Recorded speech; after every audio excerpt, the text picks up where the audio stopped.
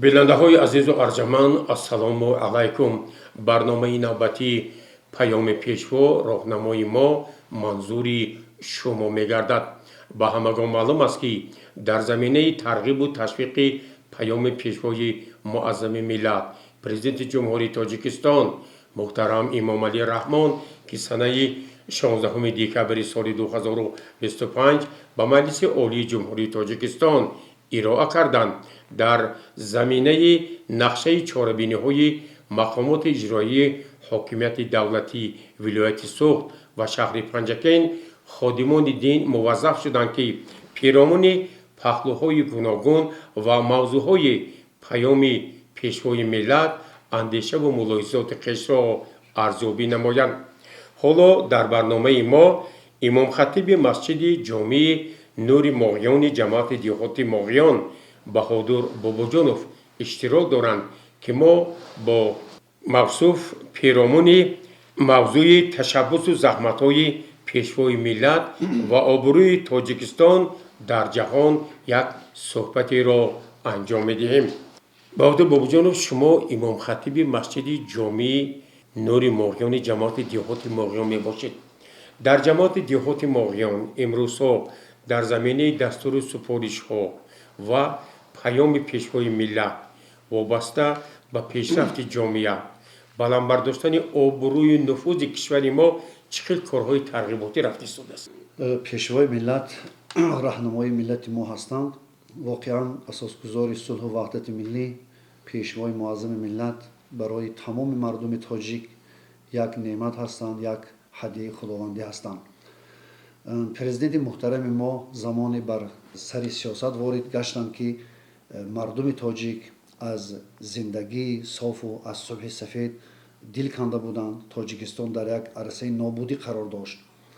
ماس با دستگیری به واسطه اساسگذار صلح و وحدت ملی پیشوای معظم ملت جناب عالی محترم امام علی رحمان امروز جمهوری تاجیکستان در تمام دنیا میشناسند و اعتراف میکنند و امروزها باشد خلق تاجیک یعنی زبان تاجیک از منبرهای بلندی جهان صدا میدهد. شکر کنیم البته که ما تاجیکان وطن داریم، دولت داریم، برابر کشورهای ابرقدرت اعضای کل سازمانهای بین المللی هستیم. بینید که دولت هایی که از لحاظ اقتصادی چقدر پیشرفت بودند، با قوت بودند، من امروز با خاک و خون آغوشته شدند، امروز پارچه پارچه شدند. ما این مسئله را یعنی ما یک مرتبه از سر گذراندیم. ما باید خودشناس باشیم، حس بلند ملی داشته باشیم و حس بلند وطن دوستی داشته باشیم. شما امام خطیب مسجد جامع نور ماغیان هستید. البته در خانه خدا را زیارت کردید. هر سال صدها نفر ساکنان جماعت دیهات ماغیان هم خانه خدا را زیارت میکنند. از نگاه شما همین سیاست سازنده پیشوای ملت بود که امروز تاجیکان آزادانه یکی از رکنهای دینی مبین اسلام را به انجام میرسانند، خانه خدا را زیارت میکنند. این یعنی از آبروی نفوذ بین المللی تاجیکستان شهادت میدهد. البته بینید که دیگر خدمت بزرگ جناب عالی که یک از حامی دین ارزش های دینی هستند. جناب عالی محترم امام علی رحمان یکی از خدمت های بزرگ و نظرات اون کس همین است که اون کس هم حامی دین و ارزش های دینی هستند که بینید که اگر در زمان شوروی در قلمرو تاجیکستان اگر 17 اتحادیه دینی اگر به قید گرفته شده باشد، در زمان صاحب استقلالی با شرافت سیاستی دوراندیشانه پیشوای معظم ملت شماره آنها زیاده از 4000 گذشتگی هست. و امروز بینید که سال 2018 افتتاح مسجد مرکزی در شهر دوشنبه به نام امام اعظم افتتاح گردید که در دوران سال استقلالی بینید که در دوشنبه مؤسسه دولتی مرکزی اسلام شناسی در نزد پرزیدنت تأسیس داده شده است. گفتیم که مسجد جامع مرکزی در شهر دوشنبه که این در بزرگترین مسجد در منطقه می باشد، این از گواهی روشنی یعنی سیاستی خوشبینانه جناب عالی می باشد. از این خاطر باید که ما جواباً به همه این زحمت ها و تلاش های پیشوای معظم ملت اجرگزار باشیم و شکرانه این نعمت ها را داشته باشیم. ما باید در یک جایگی به قدر خدمت‌های شبانه روزی پیشوای معظم ملت رسیم در جایگی و در زیر رهبری این کس همه مشکلات جامعه را پس سر کنیم و انشاءالله در آینده دشمنان ملت تاجیک را چی در خارج چی در بیرون دست کوتاه سازیم، زیرا اینکه بغیر از خود ما دیگر هیچ کس دشمنان این ملت را دست کوتاه نمی‌کند. امروز نفوذ و مقام جمهوری تاجیکستان به شرافت سیاستی سازنده پیشوای ملت پرزیدنت جمهوری تاجیکستان در جهان باز هم بالا می رود. از نگاه شما این برای تاجیکان افتخار است؟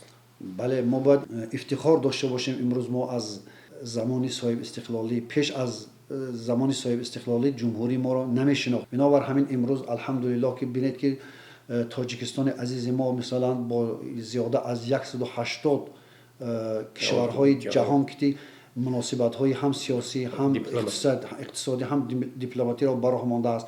امروز تاجیکستان ما همچنین یک دولتی مترقی، دولتی پیشرفته، دولتی مثلا از جهت صلح و ثبات پیشرفته اعتراف میکنند، میشناسند. ما باید که البته شکرگزار باشیم، زیرا اینکه اگر ما شکر کنیم این تاجیکستان آباد می شود و آرامش البته برقرار و بردوام می شود. اگر شما توجه کرده باشید چندین پیشنهادهای پرزیدنت تاجیکستان محترم امامعلی رحمان دولت حکومت درباره آب، درباره اقلیم، درباره اعلان نمودن سال 2027 سال معرفت حقوقی از طرف سازمان ملل متحد و دیگر سازمان‌های جهانی پذیرفته شد. این به ما چگونه امکانات‌ها را فراهم می‌آورد که ما در همین زمینه سیاستی خیلی عاقلانه پیشوای معظم ملت با کشورهای جهان باز هم مناسبت‌ها را بهتر سازیم و افتخار نماییم. البته چگونه که شما گفتید دولت تاجیکستان خصوصا با تشبث پیشوای معظم ملت که چگونه که عالمان میگن الناس یکون علی دین ملوکهم، مردمان میباشند بر دین پادشاهانشان. امروز که مثلا پیشوای معظم ملت که این یک شخص سیاسی هستند و بر قدرت جهانی هستند، امروز اعتراف کردن تمام ممالک دنیا.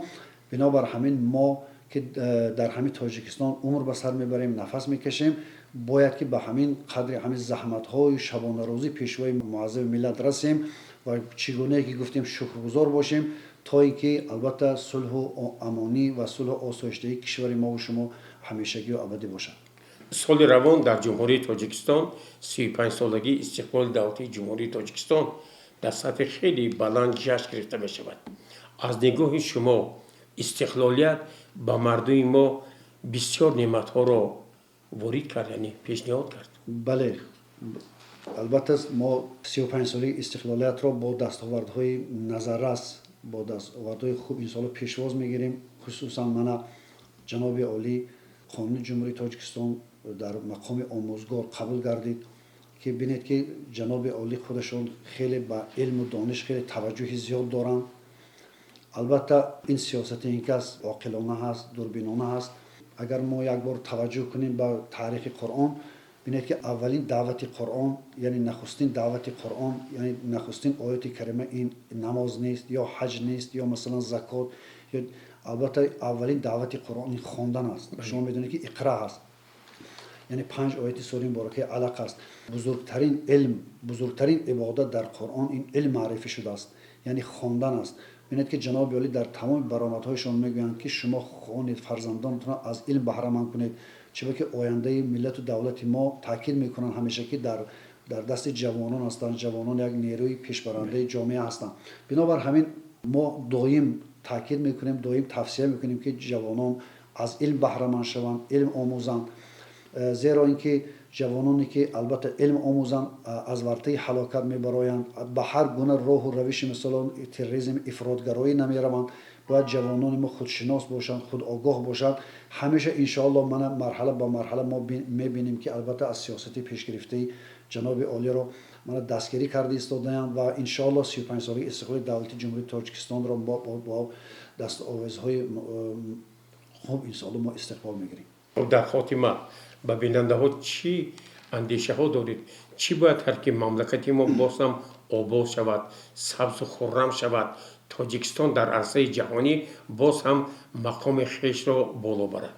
بزرگان ملت تاجیک میگویند که یک وجب خاک وطن را ندهیم، کوه و دریا و چمن را ندهیم. گرچه در کشور ما سنگ زیاد است ولی سنگ را لعل یمن را ندهیم. یعنی که یک سنگ وطن برای ملت تاجیک باید از لعل یمن بالاتر باشد. یک وجب خاک زمین، خاک وطن ما و شما باید از جانهای ما و شما بالا باشد. وقتی که جانهای ما و شما فدای این وطن شد، این وطن آباد میگردد. بیننده های عزیز و ارجمند، در برنامه نوبتی پیام پیشوا راهنمای ما امام خطیب مسجد جامع نوری ماغیان جماعت دیهاتی ماغیان بهادر باباجادوف شرکت ورزیدند که من از نام شما به آن کس عرض سپاس میکنم. تا برنامه های نوبتی سلامت و سربلند و دوستداری وطن باشید.